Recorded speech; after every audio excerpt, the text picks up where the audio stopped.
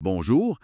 Aujourd'hui, on plonge dans le vif du sujet énergétique. Oui, Solaire, éolien, nucléaire, puis l'hydroélectricité. On a des extraits d'une étude comparative. c'est ça. Fait que le but, c'est de démystifier un peu tout ça, surtout pour le Canada. Exactement. On va regarder comment ces différentes filières-là, comment elles pourraient s'agencer là, OK? pour un futur énergétique plus sobre en carbone. OK. On va comparer, tu sais, l'efficacité, les coûts, l'impact environnemental, puis si c'est fiable. Parfait. Commençons par le solaire, si vous voulez bien. Il y a le thermique, puis le photovoltaïque, le PV. Oui, Ce qui est frappant, c'est la chute des coûts du PV. On parle de moins 88 entre 2009 et 2018. ah oui, c'est énorme. Ça fait que c'est souvent plus abordable que le charbon ou le gaz pour des nouvelles installations. Absolument. Puis, une info qui m'a surpris, le potentiel solaire du Québec serait comparable à celui de l'Allemagne. Vraiment. Ben oui, C'est une question d'irradiation solaire reçue, pas juste de chaleur. Puis cette baisse de coûts, c'est spectaculaire. et l'environnement là-dedans. Ben, pendant que ça opère, les émissions de gaz à effet de serre, les GES, sont pratiquement nulles. OK. Le gros défi, par contre, c'est l'intermittence. Ça marche juste quand il y a du soleil. Fait que qu'est-ce qu'on fait avec ça?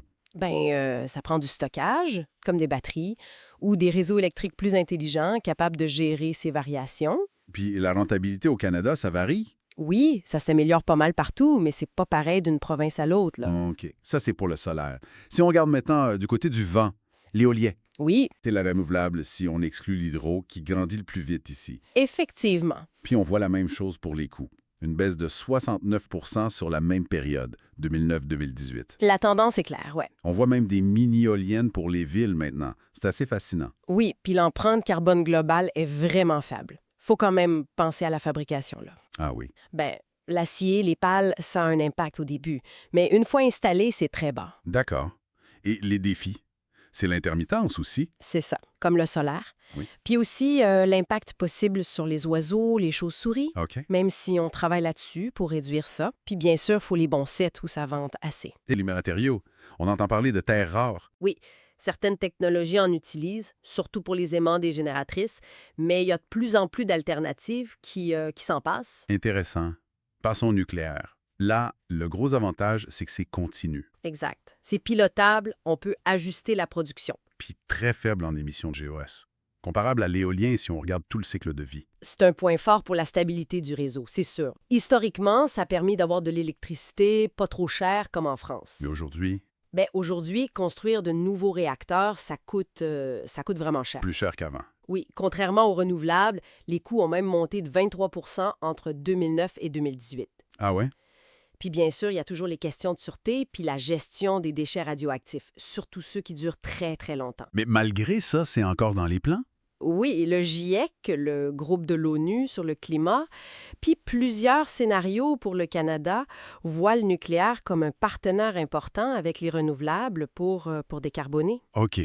Et on ne peut pas oublier l'hydroélectricité au Canada? Ah non, c'est sûr. Ça domine largement.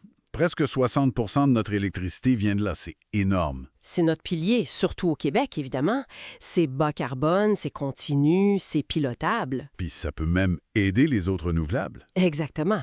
Les grands réservoirs, ça peut agir un peu comme des batteries géantes pour équilibrer le réseau quand le solaire puis l'éolien produisent moins. Il y a quand même des impacts. Oui, il y en a. Certains réservoirs, surtout sous les tropiques, émettent du méthane. Puis il y a la question du mercure qui peut s'accumuler dans les poissons. OK. Mais globalement, c'est une base très solide. Faut juste penser aussi à l'entretien des barrages qui vieillissent, là. Donc, si je résume un peu, solaire, éolien, coût en baisse, bon pour le climat pendant l'opération, mais ça marche pas tout le temps. C'est ça, intermittent. Nucléaire, hydro, stable, on peut compter dessus, mais le nucléaire neuf coûte cher, puis l'hydro a ses propres enjeux. C'est pas mal ça. Vous avez bien saisi le portrait, oui. Puis ce qui ressort vraiment, c'est l'idée de complémentarité. Comment ça? Bien, pour atteindre la carboneutralité, là, surtout avec toute l'électrification qui s'en vient, les chars électriques, le chauffage, Oui? on va probablement avoir besoin d'un mix intelligent. Il faut combiner toutes ces options bas carbone, puis il ne faut pas oublier l'efficacité énergétique. C'est super important.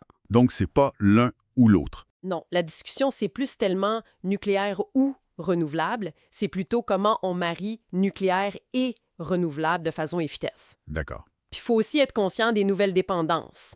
aux matériaux critiques pour les technologies vertes, par exemple. Ça dessine un futur énergétique assez complexe, finalement. Une genre de mosaïque, Exactement. où chaque technologie a sa place pour trouver un équilibre entre les coûts, la fiabilité, puis l'impact sur l'environnement. Tout à fait.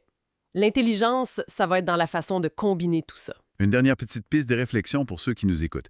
Si on pense aux immenses ressources hydro du Québec, au potentiel éolien des prairies, puis au solaire qui varie d'un bout à l'autre du pays, Mhm. comment les stratégies énergétiques de chaque région devraient s'adapter pour qu'on réussisse tous ensemble à atteindre nos objectifs climatiques? Voilà. Merci d'avoir été là pour cette exploration.